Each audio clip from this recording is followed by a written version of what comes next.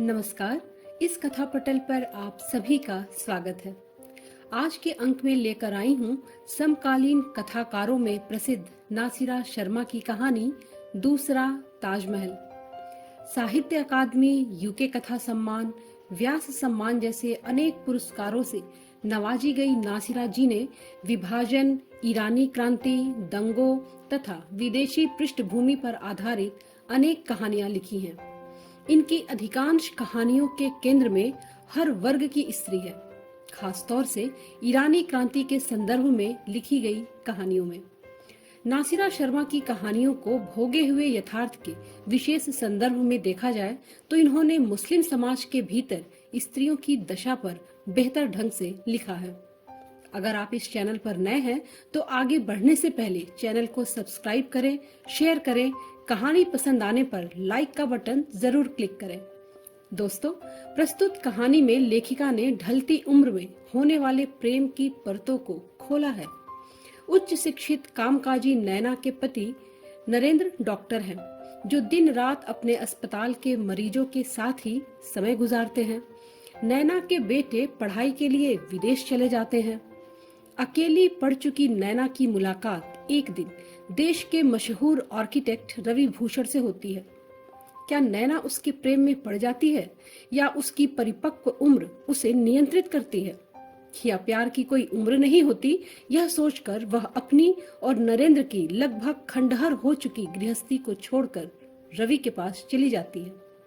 आगे क्या होता है जानने के लिए आइए सुने नासिरा शर्मा की कहानी दूसरा ताजमहल। हवाई जहाज में बैठी नैना किसी परिंदे की तरह सहमी और निराश थी, जिसको उड़ान भरते हुए बीच में ही बहेलिये ने झपट लिया था। नियति का यह खेल उसकी समझ में नहीं आया। दिल्ली पहुंचकर वह हवाई जहाज की सीट पर बेहिस सी बैठी रही। भीड़ छटने पर एयर होस्टेस ने उसकी हालत देखी और पास आकर बोली, मैम, आपकी मदद कर सकती हूँ? नहीं, मैं ठीक हूँ। बड़ी देर तक वह कुर्सी पर बैठी खाली नजरों से मुसाफिरों को बाहर निकलते देखती रही। उसके दिमाग से सब कुछ पुछ सा गया था। कौन सा घर, कौन सा शहर और कौन सा पता जहां उसको जाना था। एयर होस्टेस ने उसकी अटैची निकाली। वह उठी, सीढ़ियां उतरी और इमारत में दाखिल हुई। प्रीपेड टैक्सी काउंटर पर वह बड़ी देर तक चुप रही। फिर बड़ी मुश्किल से उसने सड़क का नाम बताया। टैक्सी पर बैठी तो लगा सर के अंदर झंझनाहट सी है। घर का नंबर याद ही नहीं आया। टैक्सी बड़ी देर तक उस सड़क पर दाएं बाएं घूमती रही। फिर ड्राइवर ने झुंझलाकर कहा, मेम साहब, मुझे घर भी लौटना है। नैना की चेतना लौटी। बहुत देर तक ढूंढने के बाद उसने पर्स से अपना विजिटिंग कार्ड निकाला और बड़ी कठिनता से पता पढ़ा। घर पहुंचकर उसको अजीब घुटन का एहसास हो रहा था। सर में दर्द उठ रहा था। उसकी हालत देख नौकर परेशान थे। वह सर दोनों हाथों से पकड़े बेडरूम में जा बिस्तर पर लुढ़क गई।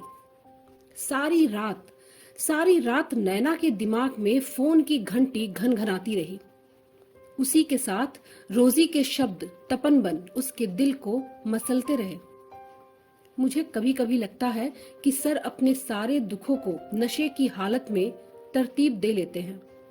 आपको देखकर मैं समझ सकती हूँ कि आपका विश्वास कहाँ पर टूटा है। प्लीज मैम, हो सके तो सर को भूल जाइए। एयरपोर्ट पर विदा देते हुए रोजी ने बहुत धीमे सुर में कहा था।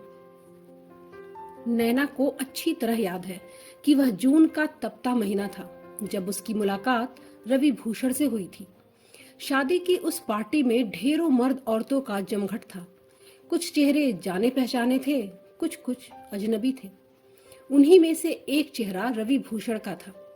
कुमकुमों की रंगीन झालरों से सजे पेड़ के पास खड़ा वह बेतहाशा सिगरेट फूंक रहा था। धुएं से डूबा उसका चेहरा उसे और भी रहस्यमय बना रहा था। जब किसी के परिचय कराने पर उसने होठों में सिगरेट दबाकर परंपरागत अंदाज से दोनों हाथ जोड़कर नमस्ते की तो नैना को हल्का सा झटका महसूस हुआ।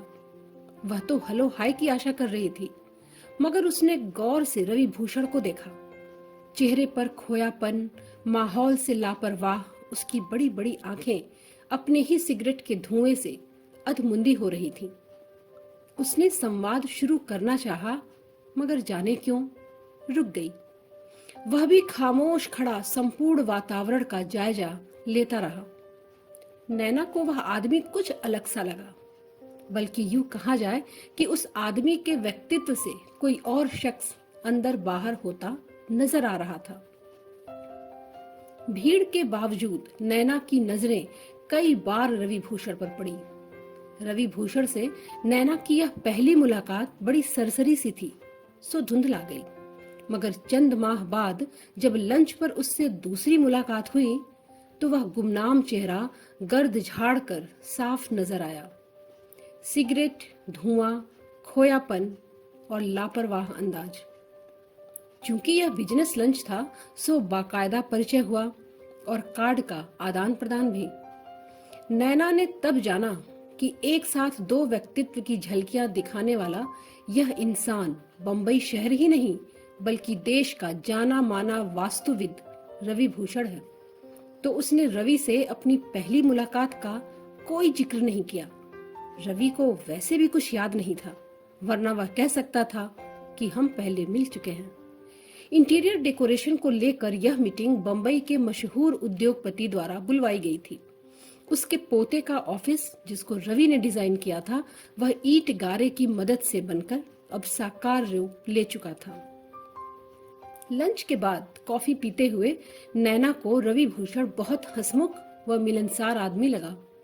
खासकर काम को लेकर उसका नजरिया और राय जानकर महसूस हुआ कि इतनी शोहरत पाने के बावजूद आदमी काफी सुलझे स्वभाव का है।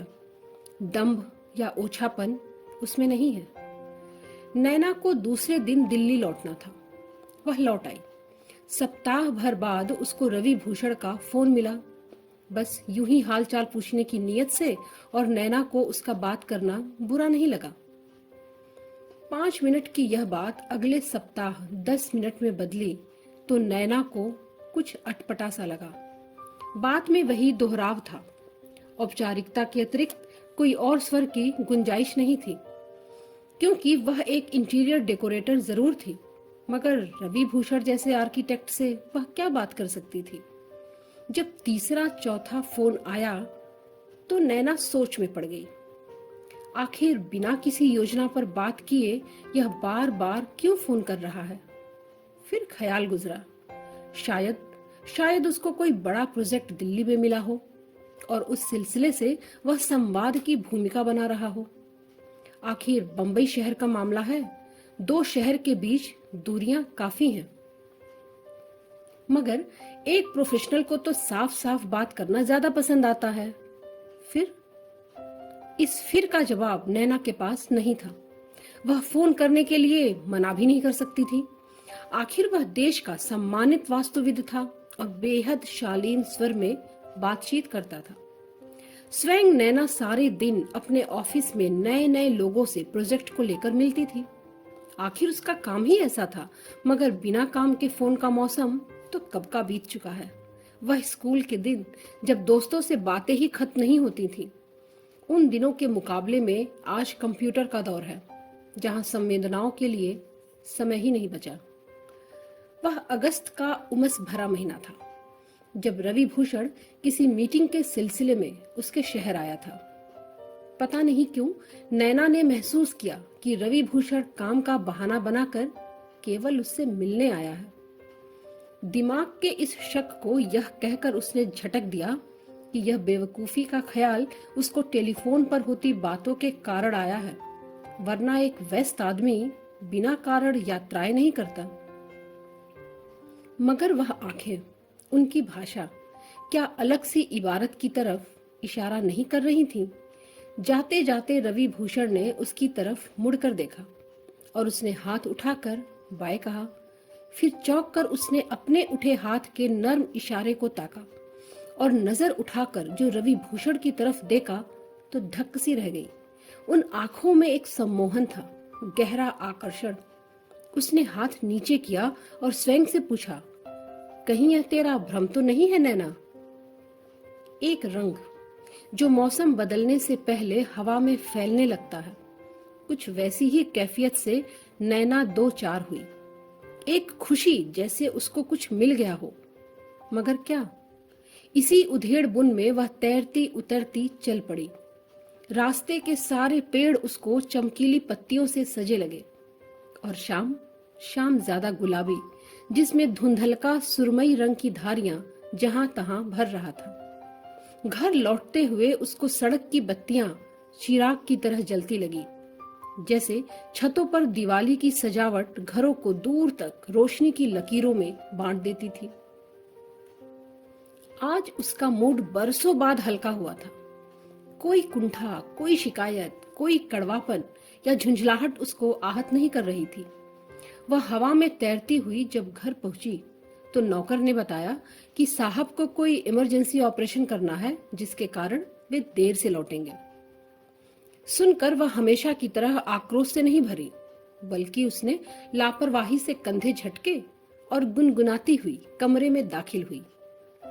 नहाने के बाद जब वह गाउन में लिपटी ड्रेसिंग टेबल के सामने बैठी तो अपना ही चेहरा इस तरह देखने लगी जैसे पहली बार देख रही हो।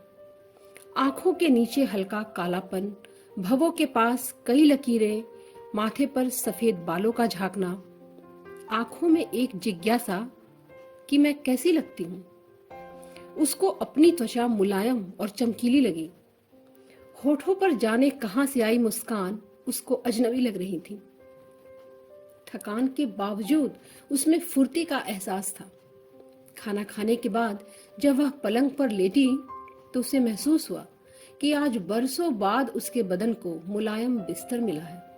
उसने आराम की सांस ली और आंखें बंद की तो सामने रवि भूषण का चेहरा तैर गया। बंबई पहुंचते ही रवि ने नैना को फोन किया कि वह भली प्रकार पहुंच गया। रात को जब दोबारा उसने फोन किया तो नैना को पहली बार लगा कि उसकी आवाज सुनकर उसके दिल में कुछ उथल पुथल सी हुई है। फिर फोन का यह सिलसिला 5 मिनट से आधा घंटा हो गया और हफ्ते की जगह रोज बातें होने लगी, जिसमें प्रोफेशनल बातें कम और आपसी बातें ज्यादा होती। खाना खाया या नहीं, दिन कैसा गुजरा, मौसम कैसा है। नैना को फोन का इंतजार 8 बजे से शुरू हो जाता, जबकि ठीक 10 बजे फोन की घंटी बज उठती थी। इस बीच वह सारे काम निपटा लेती ताकि आराम से बातें कर सके। उसको अकेले घर में एक साथी मिल गया था जिससे वह दुख सुख की बात कर सकती थी। पिछले 5-6 वर्षों से नैना का अकेलापन बढ़ता जा रहा था। दोनों बेटे पढ़ाई के सिलसिले में अमेरिका चले गए थे। नरेंद्र जब से डायरेक्टर बना है तब से इतना व्यस्त होता जा रहा है कि नैना को गुस्सा आने लगा था। ऐसा भी क्या पागलपन जो दिन रात अस्पताल में रहना। आखिर घर की भी कोई जिम्मेदारी होती है। सारे दिन की उड़ान के बाद परिंदे भी तो अपने घर घोंसले को लौटते हैं। पिछले 3 दिन से डॉक्टर नरेंद्र घर नहीं लौटे थे। कोई बेहद पेचीदा केस आ गया है। कई विदेशी प्रोफेसर मेडिकल क्षेत्र के भी रात दिन सर खपा रहे थे। नैना को स्थिति की गंभीरता का ज्ञान था, मगर हर दिन आपातकाल का वातावरण बना रहे तो इंसान जिए कैसे अकेले घर में। कब तक टीवी देखे, मित्रों को फोन करे और पार्टियों में शामिल हो। हर तरफ से उसको उब लगने लगी थी। थोड़ी बहुत खुशी उसको मिलती तो वह सिर्फ अपना ऑफिस था जहां काम में उसका दिल बहल जाता था, या फिर बच्चों के ईमेल संदेशों और फोन पर उनकी आवाजें सुनकर वह खुश हो जाती थी। नरेंद्र इतना थके लौटते कि खाना खाकर सो जाते और नैना जब फोन पर बातें करके लेटती तो उसके दिमाग में यह प्रश्न फूलों से भरी क्यारी की तरह खिल उठता कि रवि भूषण उसका क्या लगता है, दोस्त या भाई। नैना अपनी सालगिरह के दिन बच्चों के बिना उदास थी। नरेंद्र भी विदेश गए हुए थे। उस रात फोन पर रवि ने जब उसकी उदासी का कारण जानकर यह कह दिया कि वह नैना को खुश देखना चाहता है और इसके लिए वह अपने जीवन के बचे वर्ष उसको भेंट स्वरूप देता है, तो नैना भी भावुक होकर बोल उठी कि क्या वह रवि को भाई कह सकती है। इस पर रवि ने जल्दी से कहा, नहीं नहीं भाई, हरगिज नहीं, हमारा रिश्ता तो सखा का है। और यह सुन नैना विश्वास से भर उठी। सारी दुनिया उसे सुगंध से भरी महसूस हुई। आखिर हर रिश्ते से बड़ा रिश्ता दोस्त का होता है, जिसमें न कोई लालच, न बंधन, न कोई जोर जबरदस्ती। इस रात ने दोनों के वार्तालाप का अंदाज ही बदल डाला। बातों का सिलसिला सुबह 3 बजे तक चलता रहा और अनजाने में नई दिशा की तरफ मुड़ गया। नैना का छोटा भाई, जो 2 वर्ष पहले ही कार दुर्घटना में जीवित नहीं रहा, नैना के बहुत करीब था। दोनों में बचपन से दोस्ती थी। जब वह बनारस से दिल्ली नौकरी के सिलसिले में आया तो नैना की खुशी का पूछना ही क्या था। कुछ दिन भाई बहन के साथ नरेंद्र घूमने गए, फिर बोर होकर अपने अस्पताल में गुम हो गए। नैना को उनकी कमी खलती नहीं थी। उसका बचपन उसको दोबारा मिल गया था। भाई की शादी की सारी खरीदारी उसने दिल्ली से की, मगर होनी को कौन टाल सकता था। शादी के सप्ताह भर पहले ताल कटोरा के पास कार की टक्कर होने से उसकी मौत हो गई। डॉक्टर नरेंद्र कुछ नहीं कर पाए।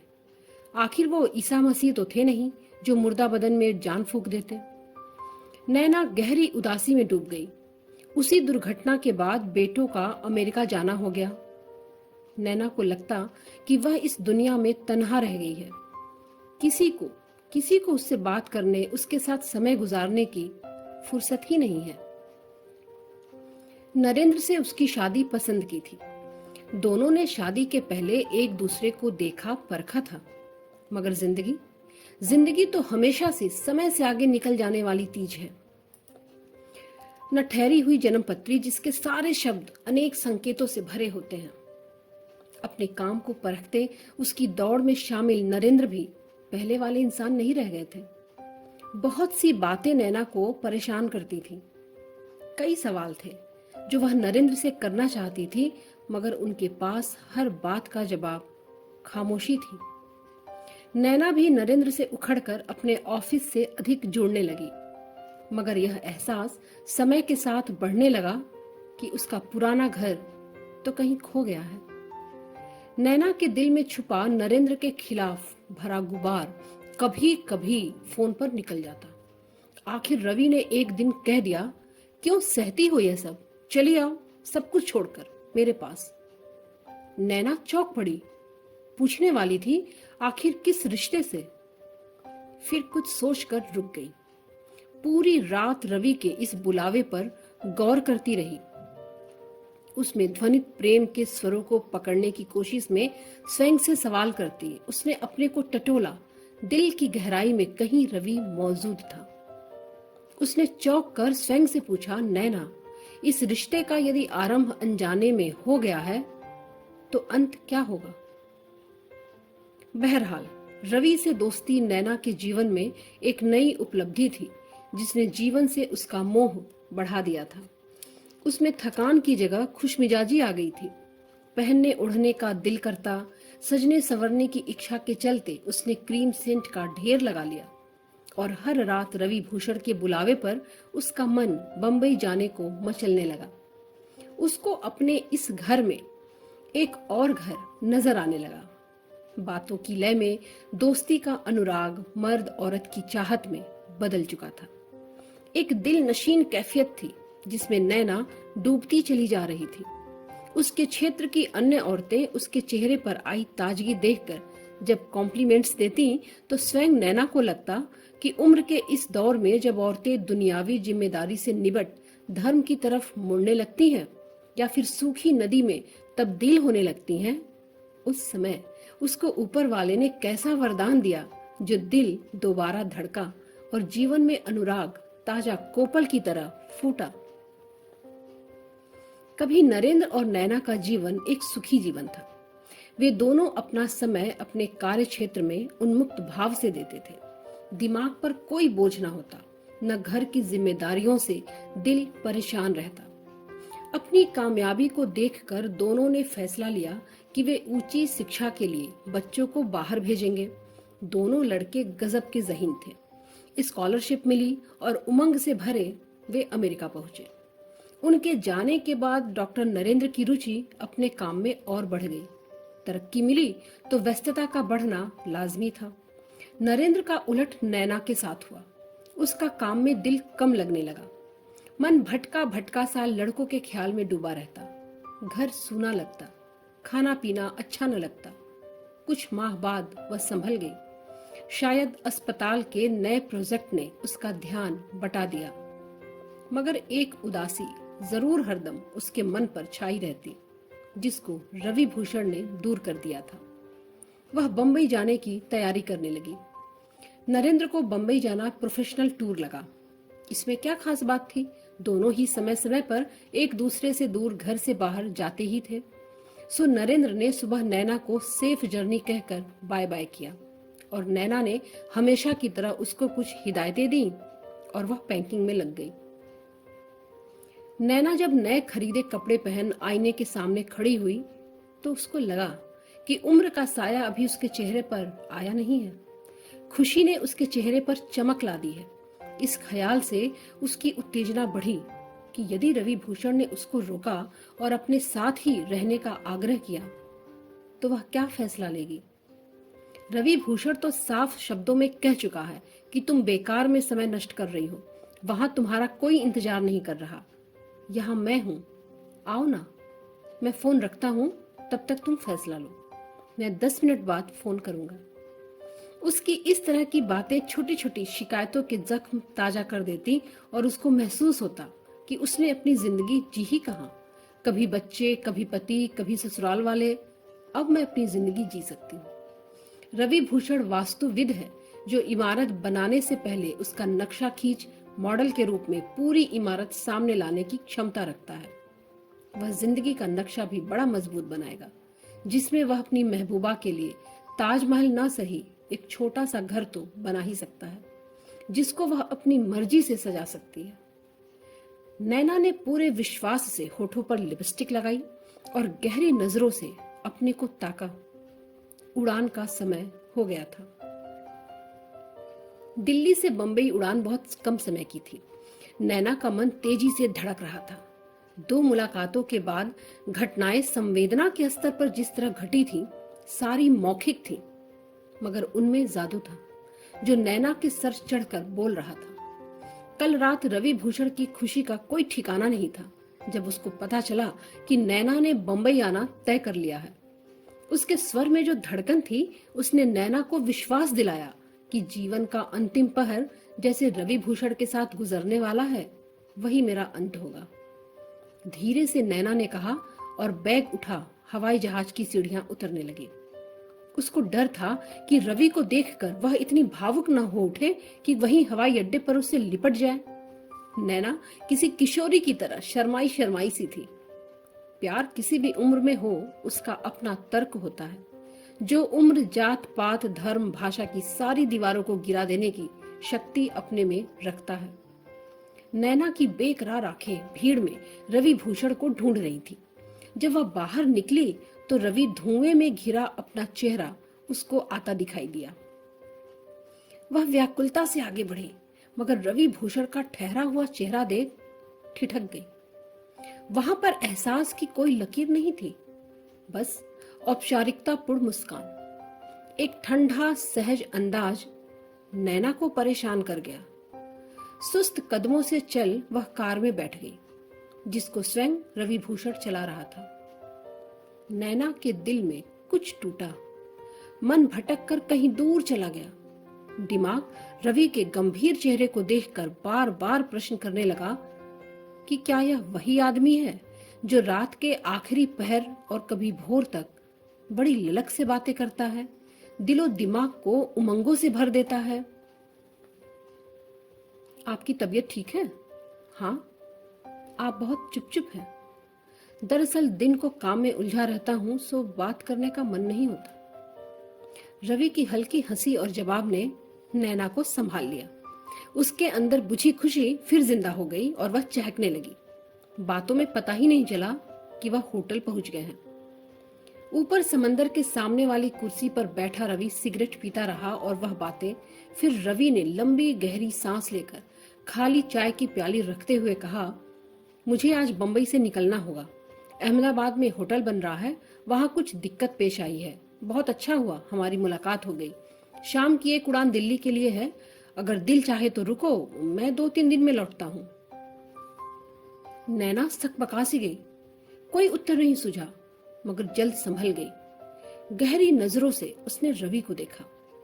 आंखों में छाया सुनापन था।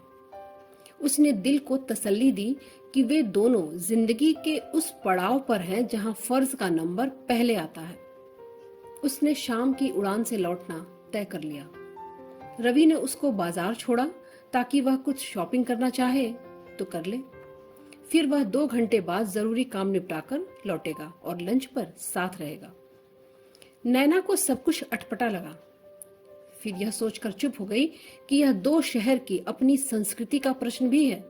बंबई प्रोफेशनल सिटी है, दिल्ली पॉलिटिकल, जहां कभी भी प्रोग्राम बदला जा सकता है। लंच पर रवि थोड़ा खुला। अपने काम के बारे में बताया कि वास्तुविद कला उसका ईमान है। उसे शब्दों से ज्यादा लकीरों पर विश्वास है, जिनसे वह घरों का खाका खींचता है, लोगों को छत मुहैया करवाता है। नैना ने रवि के लिए एक शर्ट खरीदी थी, जो उसने थैंक्स के साथ ले ली और नैना को हवाई अड्डे छोड़ने के लिए उठा। जब वह बाय करके चलने लगा तो उसकी आंखों में एक नरमी सी उभरी। यह संदेश नैना को संतोष दे गया। उसे याद आया कि रवि ने कहा था, मिलना, रहना और जीना क्या होता है, इसको समय से नहीं आंका जा सकता। कभी कभी पल भर की मुलाकात पूरी जिंदगी पर भारी होती है। नैना को लगा, आखिर रवि भी तो उससे मिलने चंद घंटों के लिए ही तो आया था। अब वह भी 2-4 दिन की जगह एक दोपहर एक साथ गुजार कर जा रही है, तो इसमें बुरा क्या है? आखिर रवि वास्तुविद है, उसका काम नक्शा बनाना है।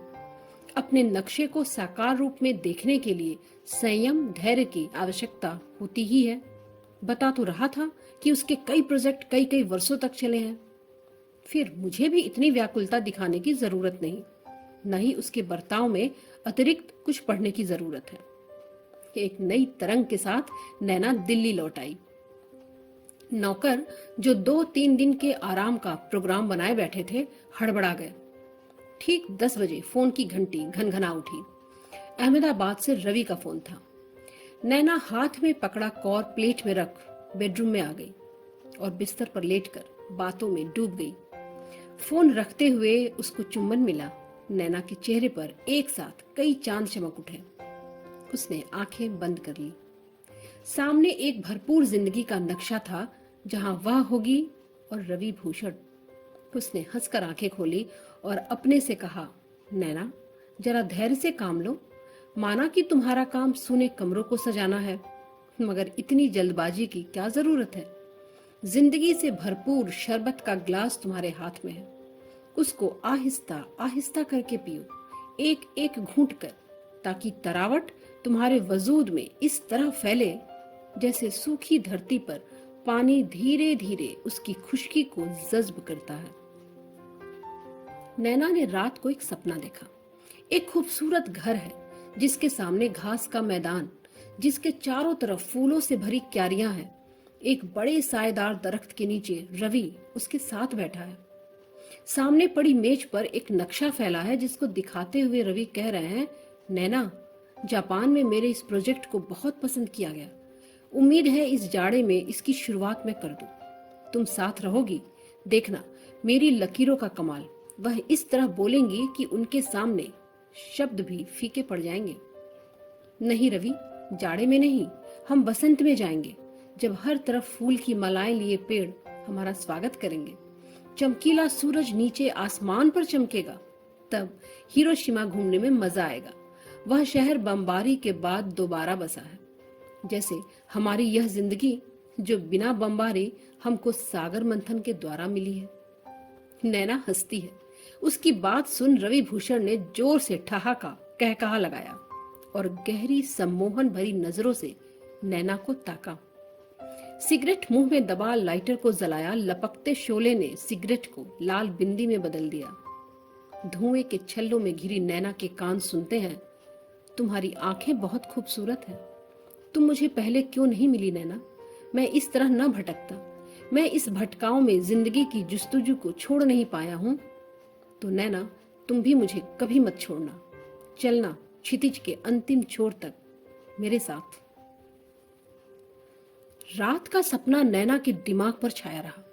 दिल ने कहा कि रवि, मैं दुनिया छोड़ सकती हूँ मगर तुम्हें नहीं। तुम मेरी श्वासों में बस गए हो, मेरे वजूद में समा चुके हो। तुमसे अलग होने का मतलब है अपने ही शरीर को दो हिस्सों में बांट देना। नहीं नहीं रवि, अब मैं तुम्हारी हूँ, सिर्फ तुम्हारी। जैसे मीरा कृष्ण में हो गई थी, मैं रवि में हो गई हूँ। तुम मेरी तपस्या हो, मेरी निष्ठा हो, मेरी जिंदगी की नई शुरुआत हो तुम। कई दिनों से रवि भूषण के जुमले रात दिन नैना के कानों में गूंजते थे, उस पर हर पल नशा दर नशा चढ़ाते हुए। काम करते करते वह ठहर जाती, बात करते करते खामोश हो जाती। नैना, तुम कैसे उस माहौल में जी लेती हो? आओ, मैं तुम्हारे इंतजार में यहाँ बैठा हूँ। मुझ पर विश्वास करो, अपनी बड़ी बड़ी आंखों से इस रवि भूषण को देखो, यह सिर्फ तुम्हारा है। मैं तुम्हारे सारे दुखों को मिटा दूंगा, तुम्हें इतना प्यार दूंगा कि तुम फिर से खिल उठोगी, एक तरोताजा गुलाब की तरह, महकी महकी सी। रात के लंबे पहर तक टेलीफोन व्यस्त रहने से बाकी की कॉल रुकी रहती। कई बार नरेंद्र को सुनने को मिला कि मरीज की हालत खराब थी, घर फोन किया मगर बात नहीं हो पाई। बेटों का भी मेल मिला तो इसमें भी वही जिक्र, जिसको पढ़कर नरेंद्र को कोई विशेष फर्क नहीं पड़ा। आखिर नैना फोन पर अपने क्लाइंट से ही तो बात करती होगी, फिर मेरा तो सेल ऑन रहता ही है। मगर उस दिन न जाने क्यों नरेंद्र पर क्रोध का दौरा पड़ गया। जब कानपुर से कॉल था, मरीज के रिश्तेदार फोन मिलाते मिलाते थक गए। सुबह जब फोन मिला तब तक मरीज बिना दवा की गोली खाए चल बसा।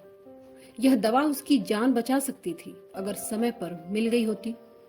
तो वह होश खोकर नैना पर जी भर के बिगड़ा। यह मरीज उसके करियर की सबसे बड़ी उपलब्धि था।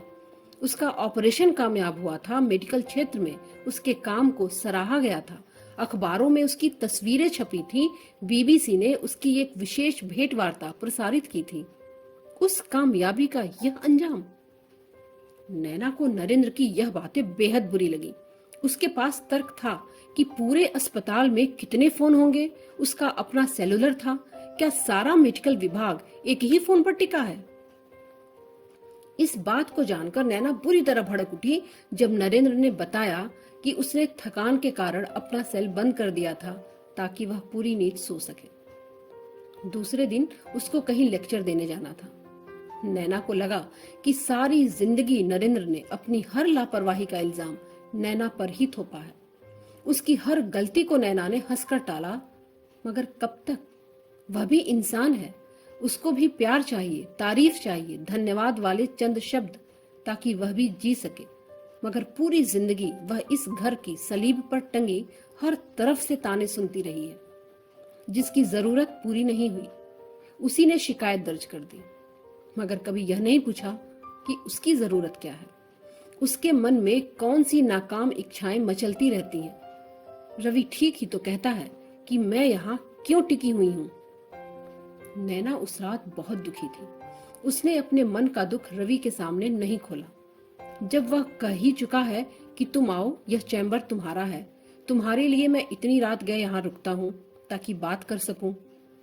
पर ना यह सब सोचकर नैना खामोश रही कि फैसला जब उसी को लेना है तो फिर शिकवा क्यों। रवि भूषण की जादुई आवाज में वह खोई रही जो कह रहा था, नैना, मैंने कितने घर बनाए मगर दुखी होता हूँ जब उनमें लोगों को खुशी के साथ रहते नहीं देखता हूँ। क्या वे नहीं जानते कि नर नारी एक दूसरे के पूरक होते हैं? फिर काहे की लड़ाई? जो संबंध शाश्वत है उसमें एक दूसरे को ध्वस्त करने की बेजा हट क्यों? इन सारी गैर जरूरी बतकही का जवाब कौन देगा? शताब्दियां गुजर गई हैं, मगर यह जो समस्या नर नारी के बीच आन खड़ी हुई है वह आज की तारीख तक सुलझ नहीं पाई है। आखिर क्यों? क्या कर रहे हैं हमारे बुद्धिजीवी, जिन्हें लेखक, कवि, पत्रकार, समाज सेवी की सम्मानित उपाधि समाज ने दे रखी है? जो शब्दों के जन्मदाता हैं, जो शब्दों से खिलवाड़ करते हैं, मगर क्या उन्होंने इन संबंधों के लिए कोई त्याग किया है? नैना, सच मानो, किसी ने कुछ नहीं किया है। केवल दिमाग को पालने, मन को मारने के सिवा। मेरा तो अटूट विश्वास है कि इंसान को अपने मन की बात माननी चाहिए, संवेदना से बढ़कर, सुंदर इस संसार में कुछ भी नहीं है। कितने तरह के नियंत्रण, कितनी संख्या में कारागार, अनेक तरह के अत्याचार हुए हैं इस मन पर। देखो नैना, इतिहास के पन्ने पलटकर देखो, मगर क्या कोई कैद कर पाया है भावनाओं को? क्या वास्तव में किसी ने उसकी हत्या की है? नहीं, बस शोषण के बलबूते पर इंसान एक दूसरे का दोहन कर रहे हैं। नहीं जानते वे मूर्ख कि नर नारी संबंध संसार का सबसे सर्वोत्तम संबंध है। काश काश कोई इस संबंध को जीने का सही फार्मूला ढूंढ पाता और उसको घर घर बांट सकता। काश। रवि भूषण की आवाज गहरी होते अंत में आकर भर आ गई। नैना को लगा कि रवि रो रहे हैं। उसका दिल भी भर आया। बांध से रुके आंसू बेकरार